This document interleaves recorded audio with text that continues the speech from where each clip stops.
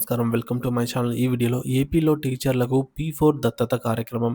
HM 5 కుటుంబాలను దత్తత తీసుకోవాలి. ఉపాధ్యాయులు 2 కుటుంబాలను దత్తత తీసుకోవాలి. దీనికి సంబంధించిన తాజా సమాచారాన్ని అయితే వీడియోలో తెలుసుకుందాము. వీడియోని అయితే ఎక్కడ గాని స్కిప్ చేయకుండా ఎండ్ వరకు చూసేయండి. అప్పుడే ఇన్ఫర్మేషన్ పూర్తిగా అర్థమవుతుంది.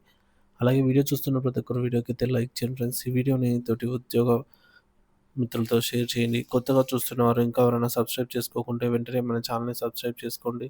దీని ద్వారా నేను చేసే లేటెస్ట్ వీడియోస్ అన్నీ మీ వరకు రీచ్ అవుతాయి.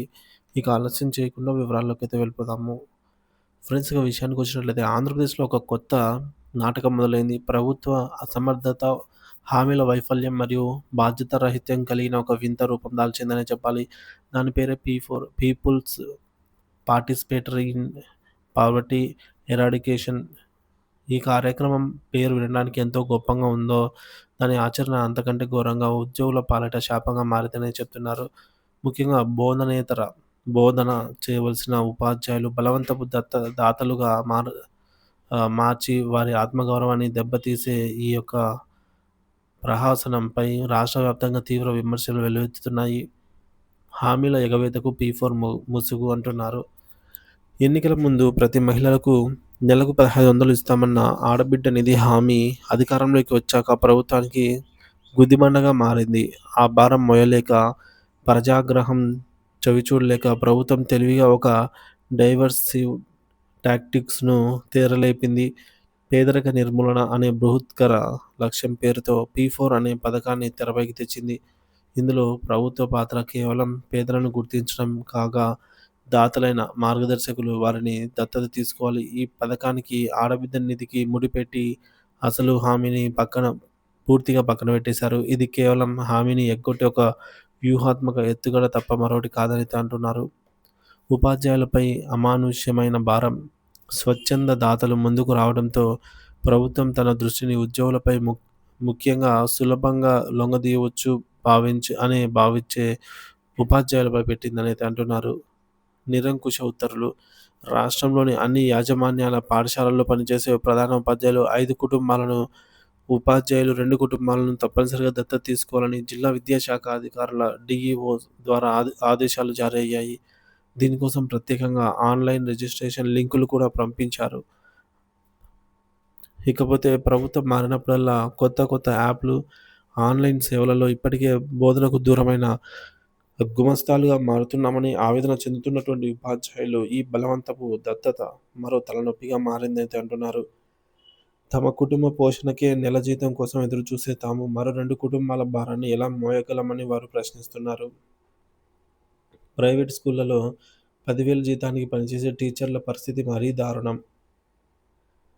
వ్యవస్థాగత అవమానం అంటున్నారు. ఇది కేవలం ఆర్థిక భారం కాదు, ఒక వ్యవస్థ అవమానం. కరోనా సమయంలో మద్యం షాపుల వద్ద డ్యూటీలు, ఇప్పుడు బలవంతపు దాతృత్వం. ఇది ఉపాధ్యాయ వృత్తిని కించపరచడమే.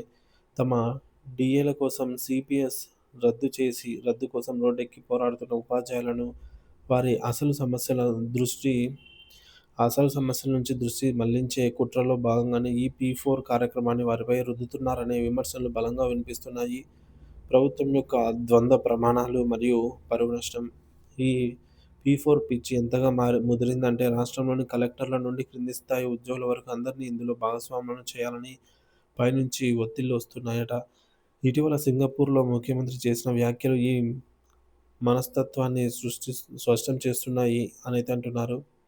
నేను పెట్టిన ఇంజినీరింగ్ కాలేజీల వల్లే మీరు ఈరోజు సింగపూర్‌లో ఉన్నారు కాబట్టి మీరంతా పీ4లో భాగస్వాములు కావాలని చెప్పడం అసందర్భంగా ఆత్మీస్తుతిగా ఉంది అనైతే అంటున్నారు. దాతృత్వం అనేది హృదయంలో నుంచి రావాలి. ప్రభుత్వ శాసనాలతో కాదు. గుప్త దానం మన సంస్కృతిలో భాగం. వైఎస్ రాజశేఖర రెడ్డి కుటుంబం పులివెందులలో వేలాది మంది విద్య, వైద్య సేవలను ఎలాంటి ప్రచారం లేకుండా అందిస్తోంది. అది నిజమైన సేవ. కానీ నేను 250 కుటుంబాలను దత్తత తీసుకున్నానని ప్రచారం చేసుకోవడం, ఇతరులను బలవంతంగా చేయమనడం కేవలం రాజకీయం అవుతుంది. ఇది పరిష్కారం కాదు, సమస్యలను జటిలం చేయడమే అనైతే అంటున్నారు. పేదరిక నిర్మూలన అనేది ప్రభుత్వ విధానాలు, పటిష్టమైన సంక్షేమ పథకాల ద్వారా జరగాలి తప్ప ఉద్యోగుల జీతాలతో కాదు. ఒక సమస్యకు పరిష్కారం చూపలేని ప్రభుత్వం ఆ భారాన్ని ఇతరులపైకి నెట్టి కొత్త సమస్యను సృష్టించడం ద్వారా తన వైఫల్యాన్ని కప్పిపుచ్చుకొస్తోంది. సో, ప్రభుత్వం నిజంగా చిత్తశుద్ధితో ఉంటే ఈ బలవంతపు ఉత్తర్వులను జారీ చేసిన అధికారులపై తక్షణమే చర్యలు తీసుకోవాలి అంటున్నారు. ఇది ప్రభుత్వ విధానమా? లేక అధికారుల అత్యుత్సాహమా అనేది ప్రజలకు స్పష్టం చేయాలంటున్నారు. ఉపాధ్యాయ సంఘాలు ఈ నిరంకుశ విధానంపై గట్టిగా స్పందించి ఉద్యోగుల ఆత్మగౌరవాన్ని కాపాడాలి. లేకపోతే పీ4 అనేది ప్రభుత్వ పరువును గంగలో కలిపే ఒక విఫల ప్రయోగంగా చరిత్రలో ఒక చీకటి అధ్యాయంగా మిగిలిపోతుంది అంటున్నారు. ఉపాధ్యాయులు తిట్టుకుంటూనో, భయంతోనో ఈ పని చేసినా అది శాశ్వత పరిష్కారం కాదు. కేవలం ప్రభుత్వ వైఫల్యంపై వేసిన ఒక తాత్కాలిక ముసుగు మాత్రమే అవుతుంది. ఈ బలవంతపు దాతృత్వం సృష్టించే సామాజిక పరిణామాలు భవిష్యత్తులో తీవ్రంగా ఉండే అవకాశం కూడా ఉంది అనైతే వ్యక్తమవుతోంది. ఫీ4 పిచ్చి, ప్రభుత్వ వైఫల్యానికి ఉపాధ్యాయుల బలి. ఆంధ్రప్రదేశ్‌లో బలవంతపు దాతృత్వ ప్రహసనం.